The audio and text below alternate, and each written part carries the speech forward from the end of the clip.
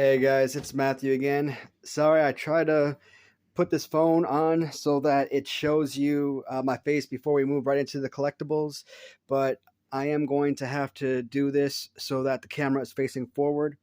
So I did this video a few weeks ago, or I take it back, about a week ago, and it did not come out quite the way I had intended. So a lot of people have been asking me to do a tour, so to speak, of the toy room. I don't know, toy room, man cave, living room, whatever you really want to call it. So this is my little segregated basement area.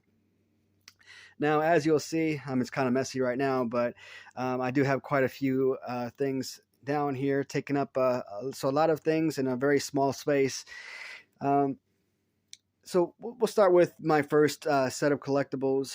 So as a child, let's say late 80s, early 90s, I got into, Teenage Mutant Ninja Turtles, for example. I didn't have the most extensive collection, but I did have something that was, I thought was pretty impressive.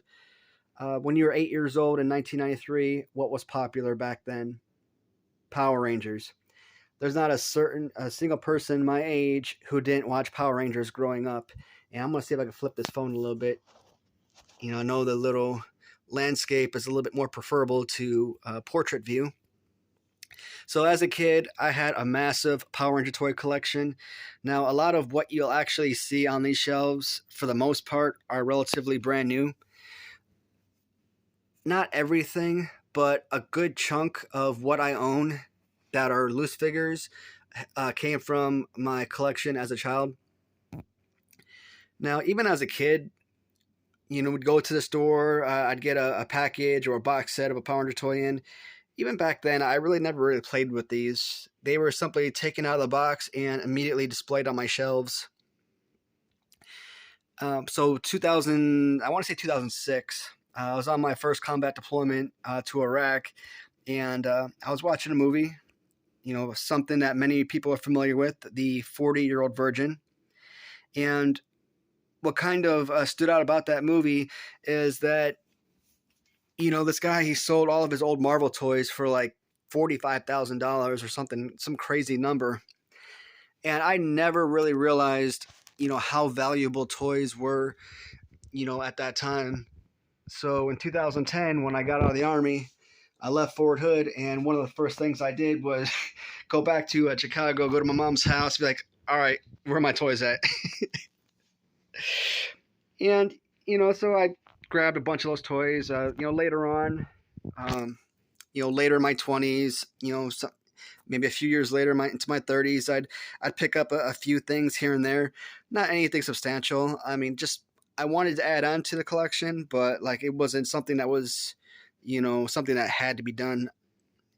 So I don't have the most space on my shelves, of course. I've pretty much been segregating some of these shelves by, one collectible on one side and, another set of collectibles on the other. So I kind of have to, stuff them all in there. They're not displayed the way I really want them to be, where you could actually see the front of the package straight across.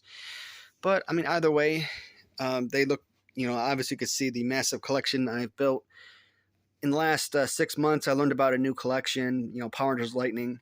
And to be someone, mid-30s, pushing 40 almost, to be thinking about Power Ranger toys, again, it's not the one thing that I'm like super, excited about going and acquiring. But because I do have them, and I do have, in my opinion, a pretty substantial collection, yeah, I'd like to add on to it and still build it. Plus, I always see the value in these things, and people are always, spending lucrative amount of money on acquiring these. So I do have an overabundance of sellables right there. So those are actually all listed, I think, in one single listing. I just find it, just a little bit too much to take on to try and list those individually. So I put them all in as one listing. So again, my Power Ranger toy collection from basically 1993 onward. So I did a video recently about my AWA Remco figures. Originally, those loose figures were sitting on that shelf right over there. Oh, that's terrible. Yep, put that shelf right there. I do admit, I do like this new phone. And, I think they display really, really well. Of course, I have, 5 box sets, 5 carded figures. And, of course, I mentioned before, I got a ton of Rick Martels. Now, this Greg Gagne, obviously, he wasn't part of my original video. I just got that one in recently. And I mentioned I was going to get a red-robed Baron von Raschke in as well. So I do have 2 of those. Several Rick Martels. This Gagne and the Gagne back there come from 2 different sets, I believe. It's more like I don't know what you would call that, but still a beautiful set. So I did show a lot of these over here as well. I'm not going to keep these, displayed like this. At some point, I'm going to find a new way to, properly display the figures. So I talked about in the past the carded giant Gonzalez that I was going to get in. Mostly because this guy here, the toes on one foot was kind of chopped off. And I did get the Michael Hayes figure that I was telling you guys about. So I am down to a few missing figures now. So that's both the AWA Remcos and the WCW Galoob figures. And for some reason I decided to move what few LJN Bendies over on this side. Not a ton of them. I think I like 7 or 8 of them in total. Let's see what we got here. Nothing special there. I mean, that's pretty much Flabber. I'm trying to remember what they were called. Big Bad Beetleborgs. As you can see, that's the only amount of figures that I've kept since probably 97, 98. And like I said, guys, with the Power Ranger toys, I mean, this is not how I want to display them. I actually want to be able to look at them, face front, and actually be able to enjoy them. Same thing with those figures on that side. So this DVD collection at one point was probably twice the size of what it is here. When we did move from Fort Hood, we left family housing. There's this company called Rocky, really horrible moving company. Do not recommend them. They probably lost maybe 20, 25 boxes or more of DVDs. And you got to imagine, there's probably 40, 50, 60 movies or so that fit in a single box. And imagine 40 movies per box and 20 boxes. So just a massive amount of movies I had lost. So this entire thing was, filled up. And my little movie shelves over here were all completely filled up at one point. So, I mean, obviously with certain things like streaming and downloading movies for free and stuff, I really don't buy DVDs the way I used to. I obviously still prefer to have the actual disc that I can just, pop into the DVD player. So this over here is all my TV shows. I had to actually move a bunch of TV shows off this shelf so that I could properly display my LJNs. And so let's see if there's anything special on this side. So over here, I do have a few signed figures. This one is Axe. I got Ted DiBiase, and I'm not really sure who this guy was. I mean, I just got him just for the sake of his signature, Al Snow, I believe. I'm not too familiar with that wrestler. Some more of the classic superstars. I mean, I've been buying up just absolute tonnage of these card figures. Again, I'm not a huge fan of Jakks Pacific. I've never been a fan of Jakks Pacific. The only reason I like these figures is because of the boxes that they come in. If you were to tell me, hey, I could sell you a Diesel Jakks figure, perfect condition for $10, I would care less. If it's not in the box, I'm not interested in buying them. Yeah, and I got a few other figures over here. So again, a lot of this stuff, I've changed the way I've displayed them. With me acquiring new shelving and building those, obviously I was able to move some things around. Over here, this is something I'm really interested in getting into. So recently I bought a ton of different video games. I think this is WrestleMania, for the arcade game for Nintendo or Super Nintendo. And I got a couple Nintendo games here as well. So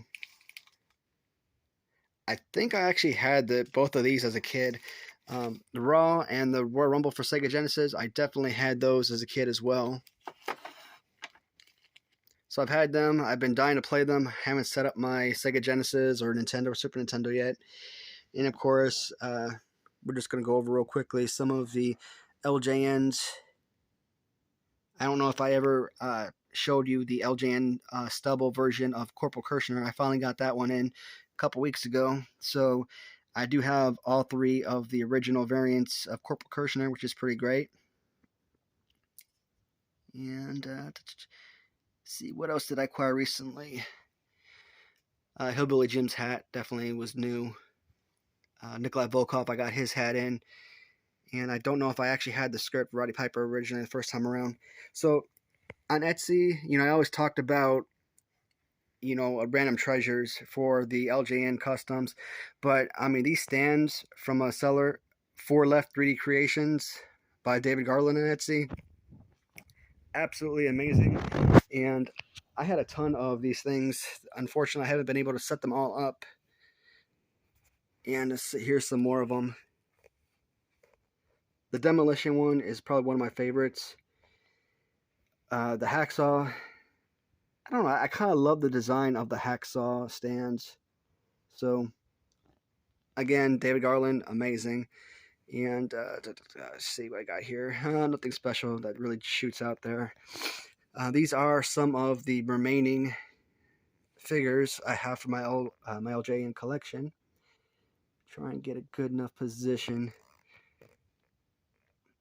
I'm trying to go slowly, guys, so that, when you're looking at these, you can actually look at them straight across. There might be a figure here or there that I've acquired, after my LJN tournament ended. So these may not have been part of the original collection of LJNs and customs that I showed you the first time around. And up here, I just got some more of my custom figures with stands. I don't know if you can see them. There's Doink in the back. There's something back there. A bunch of figures from NECA. Not really sure how to pronounce it. Bunch of horror action figures. So I got Halloween. I got a couple Friday the 13th. I believe It is back there. So a bunch of really cool figures. I'm